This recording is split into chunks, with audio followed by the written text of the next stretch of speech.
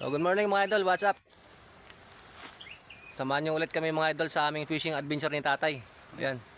So dito ulit kami sa aming paboritong spot, no? Dito sa Prinsa po, sa Hogo Perez, Tracy Martires mga idol. So update na lang mamaya mga idol pag nakahuli na kami. Alam nyo naman, itong spot na to, paborito namin, laging zero. So sana mapagbigyan tayo ng ilog ngayong araw mga idol. Thank you mga idol. Good morning mga idol, for today's video dito na naman kami ni tatay sa aming spot na paborito sa Prinsa po. Yan. So samahan nyo naman kung ulit kami mga idol sa aming fishing adventure ni tatay. Ayun o. Nahuli na si tatay. So update na lang mamaya mga idol. At papunta pa lang kami sa aming spot, sa aming pipistuhan.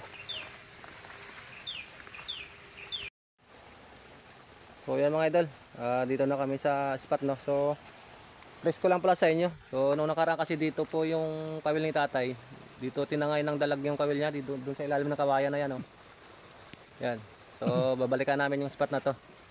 Si tatay na bahala rito kasi gaganti raw siya. Sige mga idol, paano ko muna si tatay dito at doon ako sa kabila. Kita-kits na tayo mamaya tay.